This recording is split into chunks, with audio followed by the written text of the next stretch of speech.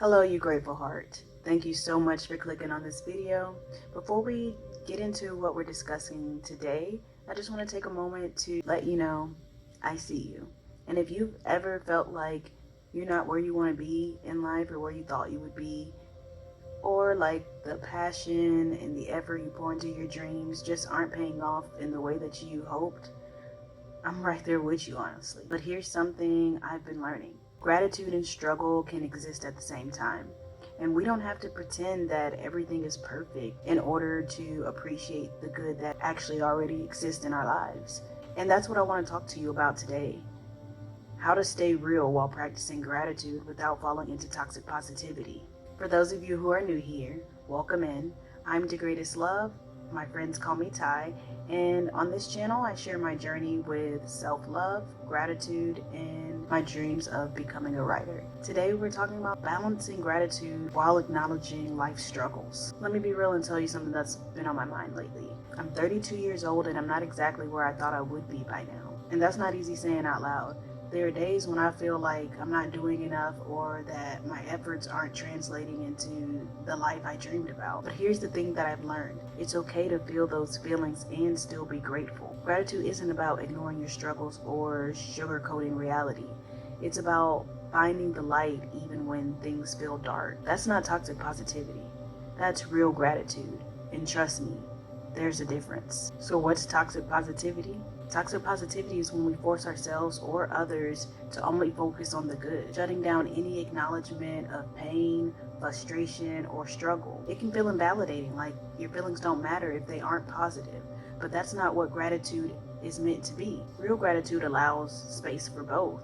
You can say, this is hard, and still recognize I'm grateful for this. For example, I'm struggling with feeling stuck in my career, but I'm so grateful for the supportive people in my life who encourage me to keep pushing, to keep moving forward. I can be a work in progress and still be thankful for the things that I do have. I'll be honest with you. There were moments this week where I had to remind myself to sit down with my gratitude without dismissing my struggles. Like when I was journaling. I was writing about feeling behind in life, and I caught myself trying to turn it into a list of everything I should be thankful for. But then I realized I don't have to fix how I feel. I can acknowledge how I feel and still say I'm thankful for the journey that I'm on. And that mindset shift was like a breath of fresh air. No, gratitude cannot erase my struggles, but it does give me a way to move through them with more peace. Right now at 32, well, I'll be 32 in about 2 days, so by the time you're watching this, I'll probably have already celebrated my birthday. But I find that I am so hard on myself, and at times I feel guilty. In 2020, a lot of us had no choice but to either leave our jobs, or we got laid off, or everyone who could started transitioning to remote work. During that time, I was in my entrepreneur state of mind. And at the end of the day, it takes money to make money. So when the pandemic ended, I ended up going back to work to be able to fund my business. But every time I'm at work, once I get settled in, once the honeymoon phase of having a new job sits in, because I'm such a hard worker, because I'm so passionate about the things that I do, I can never get over building someone else's company, especially when it's a small company. To me, it's not a good enough mutual relationship. For instance, the job that I'm in right now, it does not mutually benefit both parties. It's more so like I do more for my job than I get in return. I make under $25,000 a year, but I have a very high stakes job. I work in education, and I can barely afford the benefits packet that comes along with my salary.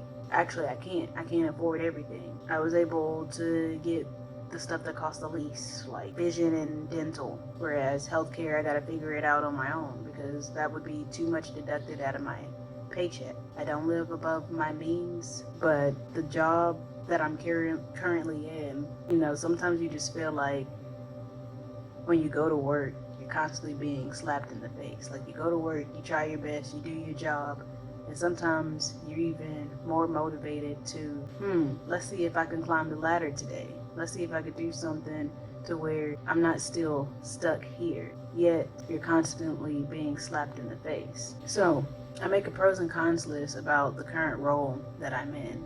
And yes, I did ask for a salary, and that was denied because of the fixed system that is outdated in the education system, especially where I live. But yeah, it's like at this point, I need to figure something out to make my full-time day job my supplemental income, if you know what I mean. Because I believe that everyone should have multiple sources of income. And they're saying people shouldn't quit their jobs to become YouTubers, influencers on social media. But at the end of the day, these 9 to 5s just aren't cutting it anymore. Even after you get retirement, there are seniors who can barely afford their means of living because of their fixed income on their retirement. And most people end up having to go back to work after they retire. I just had to face the reality that if I wanted to create and build generational wealth for my family, the current role that I'm in education isn't going to cut it. It's just going to keep me on that hamster wheel. And I say this because I know that there is someone out there who is struggling in their day job and you want to leave. You wake up every morning and you might think, I hate this job.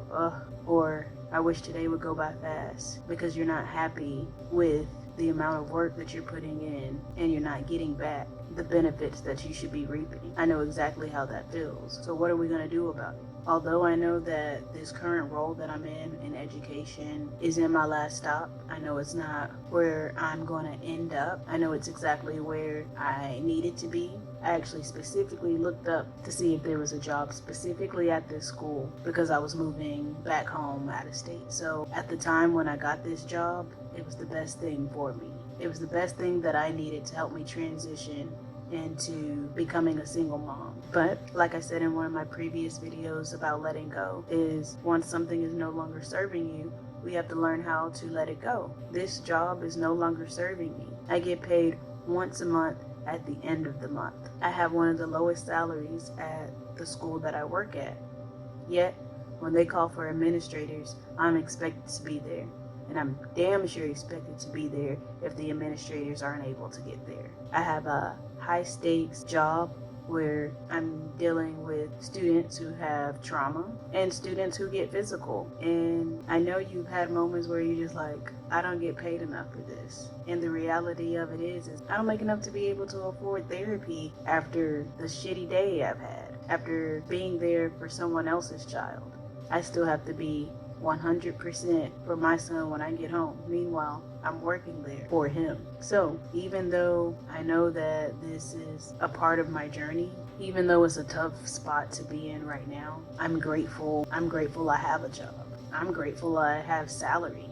I'm grateful that I have the same working schedule as my son's school schedule, so that I don't right now have to pay for childcare, because I wouldn't be able to afford that. I'm like on the borderline of making too much to receive benefits, but not making enough to be able to afford necessities or means of life, which is why you kind of got to learn how to ball on a budget. If that's something that you're interested in, is learning how to get by or shop or budget on a low income, let me know down below in the comments, and maybe that's a discussion we can have as well.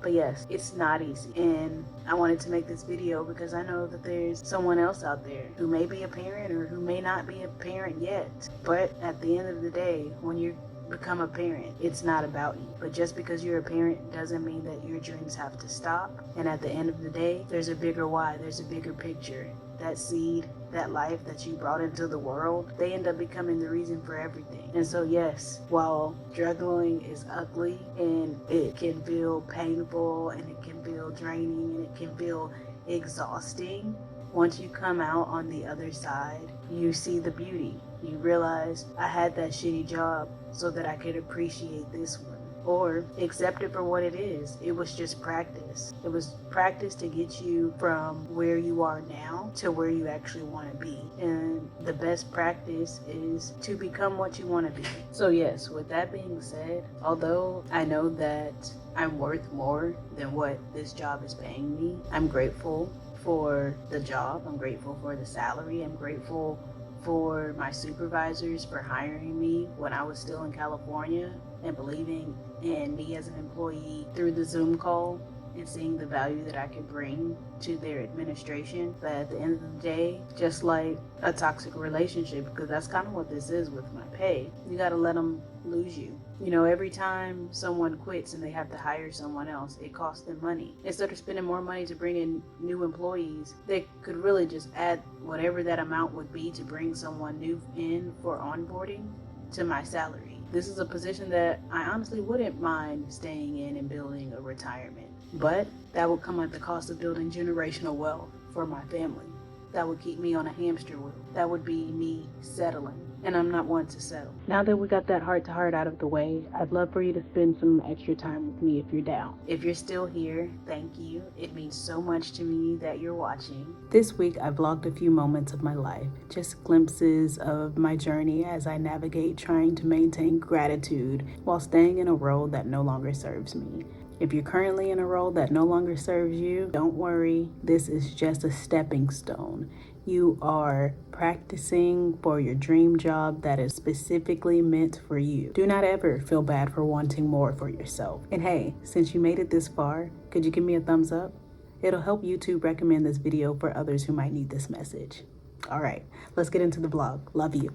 Celebrate the small wins.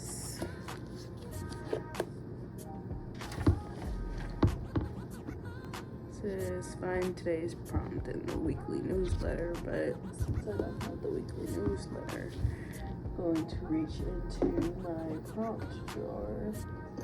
Moment. I got this prompt jar as a gift.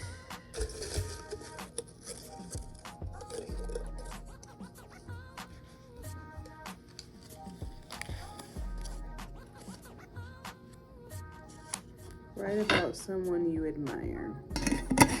Since this is a thanks or say thanks more gratitude journal, then since the writing prompt told me to write about someone I admire, then I'm going to implement that in a way with gratification.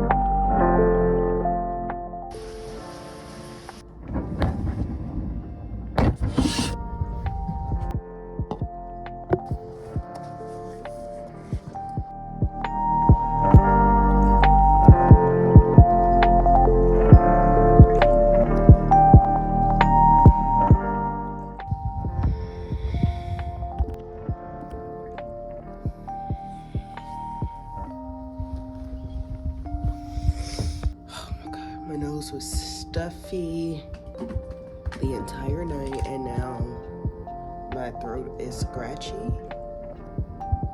Right here, right now, preparing for the day. Come on. It'll take all day. Just get me one. There you go. Come on out. Come on out. That extra strength this morning.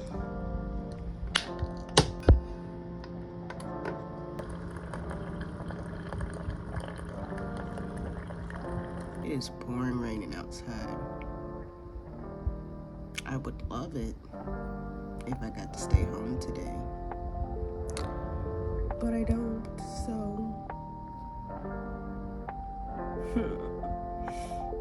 I just hate driving in the rain, but the sound of it when you get to stay at home.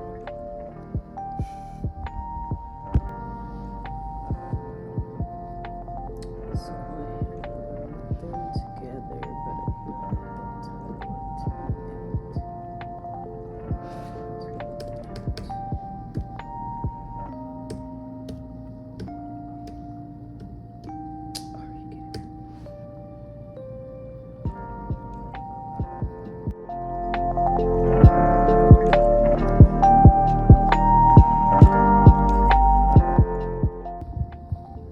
good morning.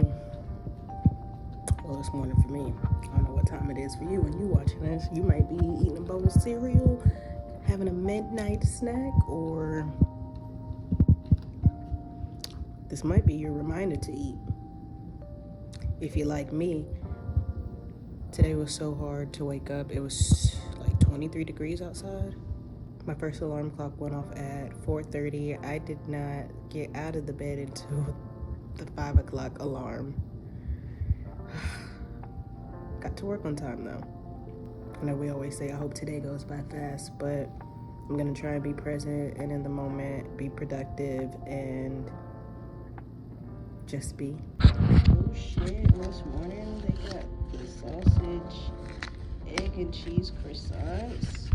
Since my salary isn't what it needs to be, I make sure that I eat while I'm at work, because I literally cannot afford to be bringing groceries from home. I mean, yeah, I guess I can make leftovers, and sometimes I do. Sometimes I eat the leftovers and what they make at the school, because a girl's gotta eat to thrive. I just got my leave form because next Monday I will be taking off. I will be taking a personal day, because guess what next Monday is? It's my 33rd. Sheesh, I just jumped myself up an entire year. It's my 32nd birthday next Monday. Wow, I can't believe I just put me in the 91 category and just bumped myself up to 33. But yes, I will not be here on my birthday. So I got my leave form I need to fill out, and then there was some stuff in my box, so let's see what I got. All this stuff was in my box, and honestly I'm not sure if it was here before break. Okay, lip balm, orange flavor, and some hand lotion. This is much needed. Grapefruit hand cream. It is 20-something degrees outside, so both of these are needed. Oh, okay, so this is from a student, so my other students, I did get their gifts before I went on break. That just probably shows you how ready I was to get out. We'll just take it as an early birthday present then. Joy in giving, love in living, hope that's always new. $25 gift card. Thank you for all that you do. We appreciate your skill and time with our son. Happy holidays. Hey, I am grateful. Grateful. I can't believe that I did not get this before. This was like a book.